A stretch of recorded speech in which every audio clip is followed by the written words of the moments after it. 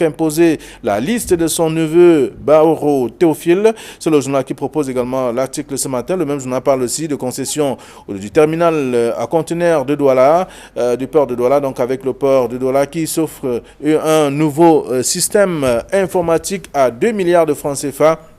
Chez l'Américain. C'est le dossier également à lire dans ce numéro disponible en kiosque ce matin. Le journal parle aussi le quotidien Le Jour, s'intéresse au MRC. Le MRC qui n'ira pas aux élections. D'ailleurs, Maurice Kamto, qui appelle notamment le boycott de ces scrutins, évoque aussi plusieurs cas qui pourraient notamment permettre à ce qu'on comprenne les raisons pour lesquelles il invite les Camerounais à ne pas aller donc aux urnes, au scrutin, pour ce scrutin de double scrutin à venir de février 2020.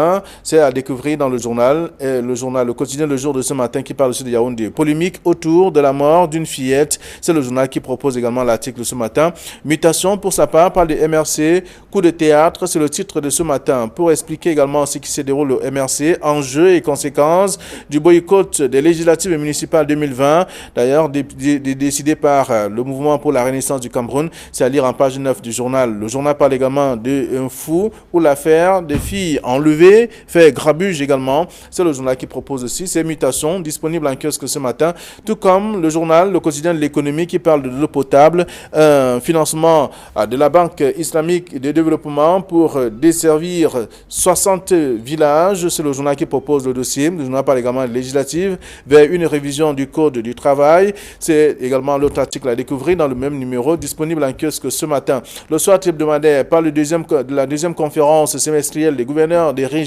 pour la Tanganyika, met en garde des fauteurs de troubles à la veille des prochaines élections municipales et législatives. Continue dans le journal ce matin. Le MINAT pour la Tanganyika qui a d'ailleurs présidé pour la deuxième fois la conférence semestrielle donc des gouverneurs des régions, a insisté sur la sécurité des personnes et des biens, et notamment la population, et aussi en cette veille des élections législatives et municipales. C'est le dossier que je vous invite à parcourir dans le soir hebdomadaire, qui parle également de scandale à mafia avec l'exécutif communal sortant, qui vomit bien sûr, qui a été vomi par les populations. C'est également l'autre article à lire dans le numéro disponible. Le Popoli qui en kiosque ce matin parle également de Samelima. Comment Essiane a été donc éjecté. C'est l'article contenu dans le journal avec les barons qui mettent donc Biya en cage dans le RDPC précisément. C'est donc les caricatures que je vous invite à découvrir dans le journal. Le Popoli en kiosque ce mardi. Voilà ce que la presse nous propose. Il y a également Forum Bill qui s'intéresse à Denis Koulagna qui sème donc la panique dans le Mbéré. C'est le journal qui propose également toute cette actualité à lire dans la presse ce deuxième jour de la semaine. Donald Brice Kamga, bonjour et bienvenue. Bonjour Flavien, bonjour à Camille, un bonjour amical à tous nos téléspectateurs. Voilà, bienvenue et merci d'être là. Bonjour Camille Nélé. Bonjour Flavien Valonongo, bonjour Donald Brice Kamga, bonjour téléspectateurs d'Equinox Télévision. Alors, avec vous, nous allons faire le tour de quelques sujets traités par la presse ce matin. Voyez-vous, la nouvelle expression est restée avec le MRC, comme bien d'autres tabloïds aussi, mais avec des titres différents. Le MRC n'ira point. 3 points de suspension, c'est ce que le journal propose comme titre. Et le Messager de ce matin parle de rétropédalage de Maurice Kamto. Voyez-vous, avec également Émergence qui a gardé son même titre. Le MRC ne participera pas aux législatives municipales de 2020. C'est un peu ce que la presse nous propose de ce jour. Donald Brice Kamga. Oui, c'est le coup de théâtre de ce début de semaine au Cameroun, l'annonce de ce boycott des élections municipales et législatives par le MRC. Ça, c'est le titre de mutation, coup de théâtre. Voilà, c'est le coup de théâtre de ce début de semaine. La presse tente de comprendre ce qui sous-tend cette décision inédite du MRC de ne pas prendre part à ces consultations électorales. Vous savez que le contexte politique actuel, il est tendu certes, mais il est également favorable au MRC qui a opéré une percée depuis la présidentielle, d'abord au récent des élections municipales et législatives en 2013, en ayant député et 19 conseils municipaux. Il est également le contexte depuis la récente élection présidentielle également favorable parce que officiellement le candidat du parti a été classé deuxième. Alors comment est-ce qu'on peut analyser cette décision? Il y a beaucoup d'éléments il y a des éléments que le parti a exprimés, le défaut de réforme consensuelle du code électoral qui est demandé par la quasi-totalité de la classe politique depuis bon nombre d'années. Il y a également la persistance des tensions dans le nord et sur le sud-ouest, mais enfin également les tracasseries qu'ont pu rencontrer les militants du MRC dans la constitution des dossiers de candidature dans les sous-préfectures et dans les mairies. Pourquoi est-ce que le parti décide de ne pas y aller? Au-delà de ces éléments qui ont été évoqués, il y a d'autres éléments qu'on pourrait relever, Flavien. Le parti, certainement, en le faisant, mesure toutes les conséquences qu'elle implique, parce que si vous n'avez pas de conseillers municipaux, vous ne pouvez pas, en l'état actuel de la loi, présenter un candidat à la présidentielle. Le parti, manifestement, a senti que le contexte est difficile et a voulu peut-être se mettre en valeur, parce qu'en refusant d'aller aux élections dans le contexte actuel, vous savez que dans la configuration actuelle, le MRC est parti pour être une force majeure de l'opposition, sinon la principale. En refusant d'aller aux élections dans un contexte qui lui est favorable, comme c'est le cas en ce moment, c'est une mise en valeur, c'est une sorte d'élévation pour le parti, parce que le parti vous donne l'impression qu'il ne met pas ses intérêts au devant de l'intérêt national, notamment la persistance des tensions dans le nord et sur le sud-ouest.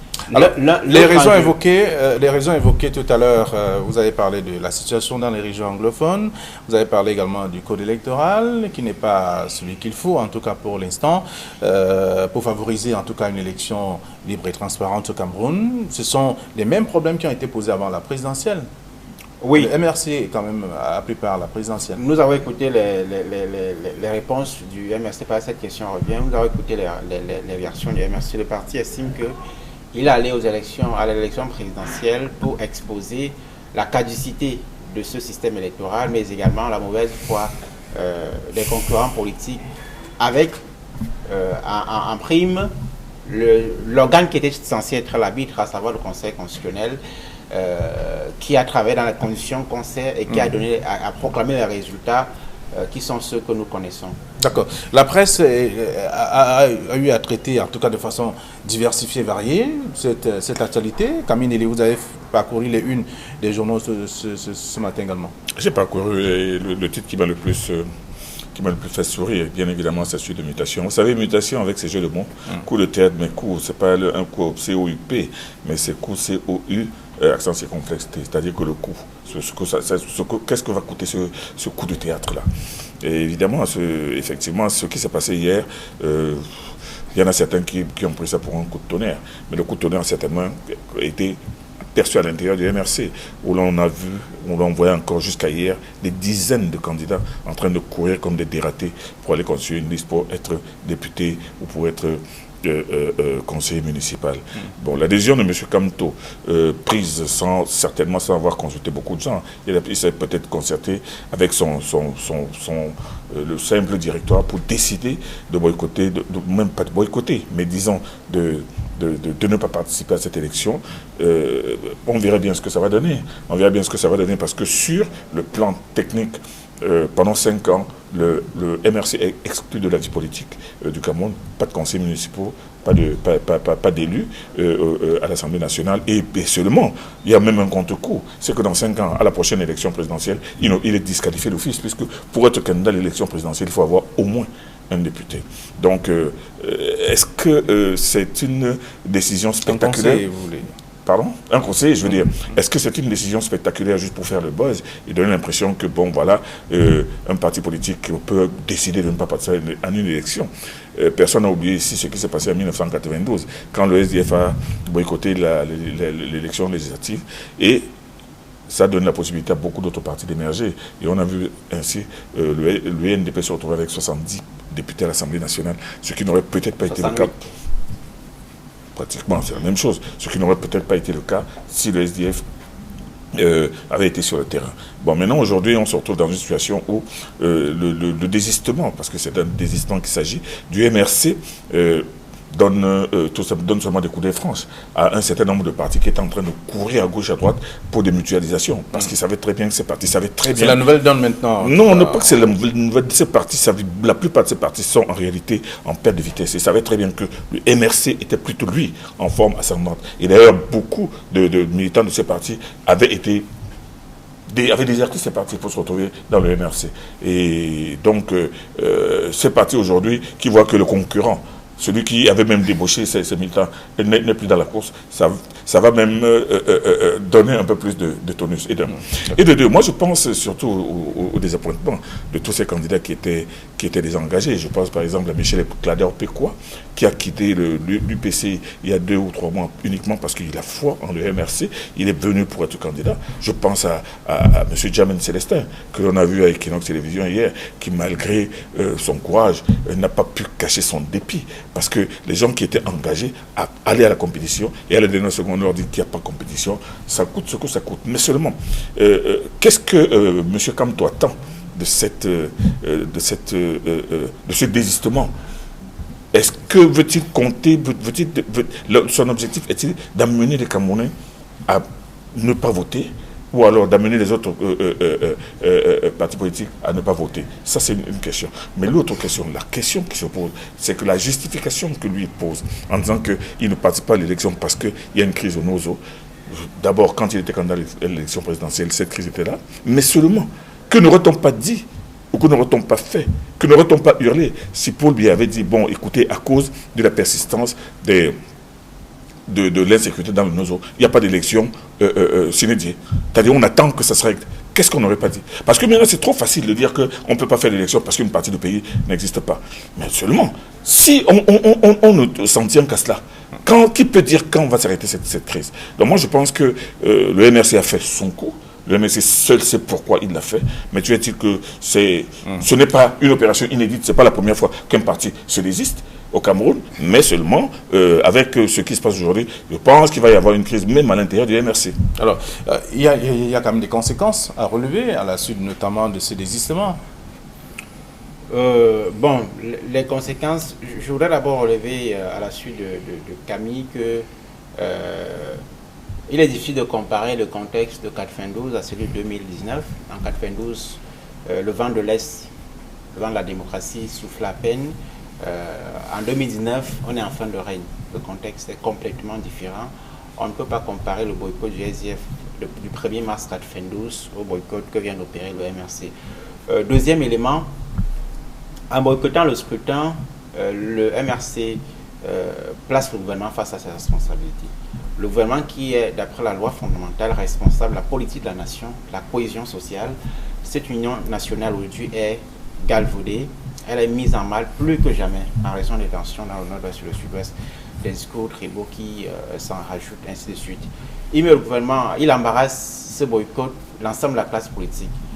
À la fois le gouvernement. Pourquoi le gouvernement? Eh bien parce que la participation du MRC, dont le leader est quand même le deuxième officiellement à la récente élection présidentielle, est un élément de crédibilisation, qu'on le veuille ou pas, du processus électoral. Les élections dans les conditions actuelles sans la figure, la formation politique dont le leader est sorti deuxième à la présidentielle, fait perdre les deux scrutins en crédibilité. Mais également le SDF. Le SDF qui, vous avez vu, a été très embarrassé et qui, à la dernière minute, a décidé d'aller aux élections. Alors, ces deux élections n'auront pas de sens, véritablement. Pas qu'elles n'auront pas de sens, mais je dis, elles perdront en crédibilité. Vous savez que on mesure également la qualité d'une élection par la qualité de ceux qui prennent part. Évidemment que... le Cameroun compte quand même plus de 200, 300 partis politiques. Oui, les partis politiques ne se valent pas. Ce n'est pas moi qui devrais vous l'enseigner, Flavien Bavalon. Ça c'est vrai, mais quand même, il y a une pluralité de toute façon. Pour ces... Je voulais également vous indiquer qu'il y a les éléments, certainement de l'agenda politique que le MRC a que nous n'avons pas. Voilà. Je rappelle, pour ceux qui l'auraient oublié, que l'article 9 de la Constitution confère au chef de l'État la possibilité de déclarer l'état d'urgence lorsque les circonstances l'exigent. C'est la loi qui le dit. Il peut déclarer l'état d'urgence dans ces conditions-là et prendre toutes mesures, c'est ce que la loi dit, prendre toutes mesures qu'il juge importantes pour la suivi, pour la continuité de la nation. ça signifie que entre novembre 2019 et février, beaucoup de choses peuvent se passer. Camille? Non, Flavien Malou, non. Nous restons sur le sujet, le traitement que la presse réserve justement à cette actualité. Nous restons sur le sujet, mais quand Donald Brice dit que le retrait du MRC enlève toute crédibilité, vous savez, Donald Brice... C'est pas ce que j'ai affirmé, Camille.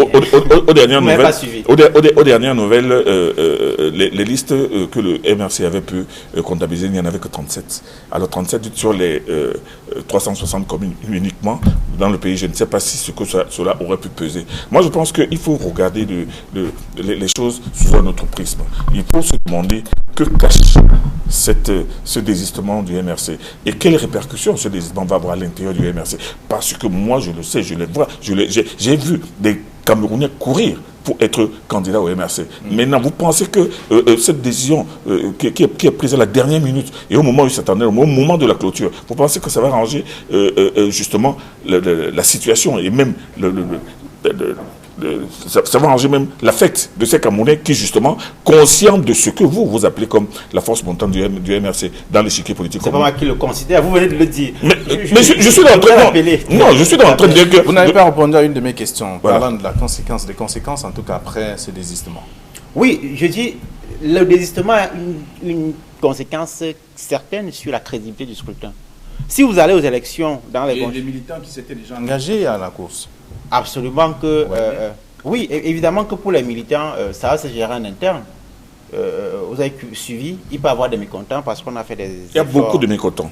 Parce qu'on a fait des efforts financiers, on a fait des investissements.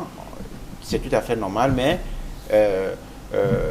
j'ai pu entendre que la décision a été prise avec, au niveau, ce qu'ils appellent le conseil du parti, avec des responsables venus des départements qui ont été associés à la prise de décision.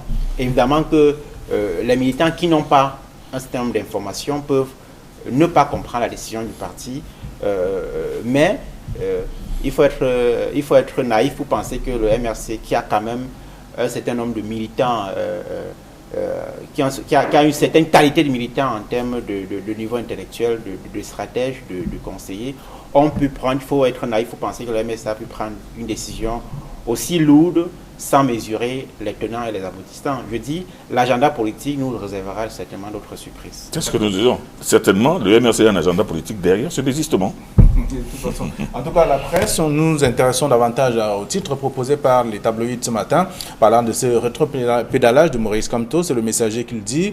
Également, Mutation qui parle de coup de théâtre, également, ça voudrait dire autre chose. Oui, Mutation, j'ai pas lu l'article, Mutation, qui était un tabloïd, un journal très sérieux, parmi les plus sérieux sur la place publique camerounaise. Le désistement, certainement, a des conséquences. Le parti sait très bien que, comme on le disait tout à l'heure, le parti sait très bien que sans conseil municipal, en l'état actuel de la loi, il est impossible de présenter un candidat à la présidentielle. Si oui, seulement à travers la candidature indépendante, et dans les conditions actuelles au Cameroun, c'est très difficile de réunir 500 signatures, 300 signatures pour être candidat indépendant à la présidentielle. Ces tenants et ces aboutissants-là, il faut être naïf pour penser que le MRC n'en est pas conscient. Oui. Camille, nous sortons du sujet. Il y a bien d'autres sujets également dans la presse ce matin.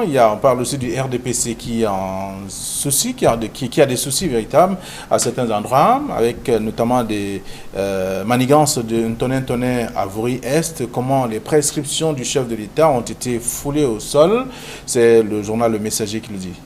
Non, vous savez, beaucoup de militants du RDPC, il y a énormément de mécontentement dans les rangs du MRC au niveau de ces investitures, parce que tout semble être fait pour fouler au pied. Vous voulez parler du RDPC, je suppose. J'ai dit MRC? Oui. Ah, excusez-moi. Du RDPC. RDPC. Oui, dans le RDPC, il y a énormément de mécontentement. C'est un peu des mécontentements, c'est pratiquement aux quatre coins du Cameroun. Bon, à Douala, on voit très bien ce qui s'est passé dans les arrondissements avec les responsables des investitures au niveau, tant au niveau départemental qu'au niveau régional, où on a l'impression que rien ne va pour le mieux, parce que on est en train de vouloir certainement obliger les gens soit à adhérer à certaines listes, soit à fédérer des listes, ou alors on impose des directives qui ne viennent certainement pas du comité central. On se pose beaucoup de questions et on n'ira pas dans le détail parce que nous attendons bien la fin des investitures pour savoir jusqu'à quel niveau tout a été piétiné ici, dans le Vroui par exemple, et un peu partout ailleurs. Un peu partout ailleurs, vous savez très bien que les choix sont même faits de manière tellement spécieuse que beaucoup de gens se demandent si ce n'est pas exprès pour démontrer au président de la République que toi, tu donnes des inscriptions. Nous, ici en bas, on exécute. Donc, que l'on parle de Tonnet, que l'on parle de Madame Mouampam, que l'on parle de tel ou tel autre, c'est-à-dire qu'à Douala, il y a énormément de mécontentement. Et seulement, ce que beaucoup de militants du RDPC ne comprennent pas, c'est que ces responsables des commissions d'investiture semblent n'en faire qu'à leur tête. Et c'est ça qui est un peu grave. Alors, donc ces présidents des commissions, en tout cas, qui créent, certains en tout cas, qui créent du désordre, on l'a vu dans plusieurs régions et la presse n'a pas raté l'occasion de revenir là-dessus. Ce matin encore, on parle de ce qui s'est déroulé à Vroui-Est et même dans la région du Sud, dans le Djaïlobo, à Biomane par exemple. Dans plusieurs localités. Les cris de contestation viennent de presque toutes les localités du pays, du nord au sud, de l'est à l'ouest. Ça confirme que le RDPC est un parti d'élite. Ça confirme que c'est le directoire qui a qui joue de la toute-puissance. Vous savez très bien qu'il y a un circulaire du président national qui indique que en grande ligne, les critères sur lesquels les délégués, les mandataires, comme on les appelle, doivent se baser pour sélectionner les candidats à la base. Mais évidemment que lorsque le chef de l'État lui-même publie cette circulaire, il est bien conscient que le RDPC fonctionne par des réseaux, le RDPC fonctionne par un certain nombre de lobbying qui ne sont pas toujours dans l'intérêt de la formation politique. Le rajeunissement du personnel politique dont a parlé le président du parti dans la circulaire qu'il a rendue publique il y a quelques semaines passerait très mal pour les caciques du parti qui croient avoir le titre foncier à des postes de responsabilité. Vous pensez, dans ce sens-là, il est difficile de ne pas penser au président de l'Assemblée nationale, 27 ans à la présidence de l'Assemblée nationale, 40 ans comme député. Vous avez des membres du comité central responsables de l'appareil d'État, ministres, qui sont responsables politiques dans leur région et qu'on envoie arbitrer les opérations de sélection. C'est tout à fait contradictoire. C'est comme si vous dites à un joueur d'une équipe d'arbitrer un match de football. Il désigne les arbitres qui lui plaisent, il met les goals là où il veut, ainsi de suite. Donc c'était complètement incohérent de le penser. Donc le défi du rajeunissement, c'est un vrai défi au RDPC où le personnel politique est gérontocrate mais également n'agit pas tout dans l'intérêt de la base. D'accord. Alors, donc c'est un sujet qui fait également jaser depuis quelques temps, depuis l'annonce notamment du renouvellement de ces structures et aussi la convocation du corps électoral. On a entendu des éclats de voix qui continuent d'ailleurs et jusqu'à ce matin aussi. Alors que le délai était prévu hier, le dépôt des dossiers. Oui, non, le délai c'était hier, mais on entend encore comment ça crie. Et quand on parle justement de ces cris qui sortent à gauche et à droite, l'un des cas les plus criards, c'est celui du département dans la région de l'Adamawa, dans le département du Mbéré, où l'on a vu, et tenez-vous bien, le président de la commission régionale qui s'appelle M. Denou Koulagna, le président de la de la commission départementale qui s'appelle Florian Koulagna, deux cousins Baya qui ont été auxquels on a donné la responsabilité des investitures dans l'Adamawa et dans le département du Mbéré. Alors vous imaginez, ils arrivent, ils se retrouvent dans le Mbéré et ils ont face à eux 3 listes. Et parmi ces 3 listes, il y a une liste qui est conduite par M. Barreau Théophile, vice-président de l'Assemblée nationale, 4 mandats. Donc déjà retraité de la fonction publique depuis longtemps parce qu'il était secrétaire général dans plusieurs ministères. Maintenant, député et vice-président de l'Assemblée nationale depuis 4 mandats. Vous avez de l'autre côté M. Yaya Dumba, 4 mandats aussi. Glamido, et qui devait partir aussi selon les prescriptions, la circulaire du chef de l'État. Alors vous voyez que les deux Koulania sont arrivés, parce que la presse en parle abondamment, sont arrivés, ont imposé la liste de ce vice-président de l'Assemblée nationale qui a déjà fait 4 mandats, qui est en train de chercher un 5e mandat. Donc ce qui va contre les prescriptions présidentielles, les prescriptions du RDPC. Alors ils le font, et maintenant, pendant qu'ils le font, ils ont caché tous les autres dossiers, ils ont envoyé le dossier de M. Bao à Yaoundé. Alors ça crée un malaise extrêmement torride du côté du département du Mbéry, et les populations sont tellement remontées qu'elles sont capables, qu'elles sont en train de menacer justement de faire un vote sanction contre le RDPC. Alors quand vous voyez donc les responsables du RDPC venir créer... On va vivre ce qu'on a vécu dans l'ONCAM. On peut le dire. Et effectivement, vous vous souvenez très bien de ce qui s'était passé dans le camp à Yabassi, où l'on a vu le RDPC qui était en train de s'entre-déchirer avec des responsables qui avaient tout fait pour mettre une sorte de zizanie qui a fait qu'un parti qui n'avait même pas un seul militant a pu rafler la mairie. Alors, non, il avait des militants, de toute façon. Non, à Yabassi, il n'en avait pas un seul. Je peux vous le dire parce que moi j'étais là-bas. Il n'y en avait pas un seul. Les militants ont adhéré à ce parti une semaine avant le scrutin. Mais toujours est-il que dans le Mbéry, en fait, qui n'est qu'une facette de la multitude de forfaitures qui sont en train d'être réalisées dans le cadre de cette investiture, la situation est très, très tendue. D'accord. Donald Brice, nous sortons bientôt du sujet parce qu'il y a également il y a ce qu'on appelle désormais l'opposition qui expérimente la mutualisation. On n'a peut-être pas vu ça de façon concrète.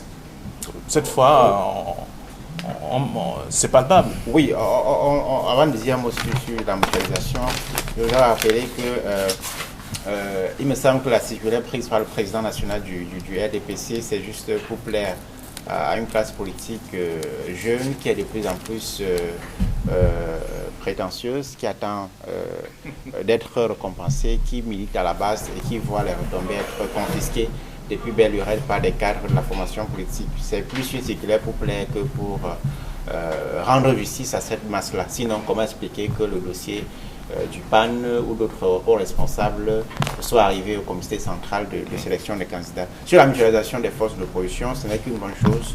On attend de voir ce que ça donnera. D'accord. Alors, merci à vous. Nous sommes arrivés au terme de cette haute édition, la deuxième de la semaine de la revue des Grandes Unes. Les lecteurs vont lire ce que la presse propose face à cette multitude, en tout cas, de sujets proposés par la presse. Demain, il sera 9h20. Et là, vous aurez la 3e édition de cette semaine, la revue des Grandes Unes. Bonne journée à tous. Au revoir.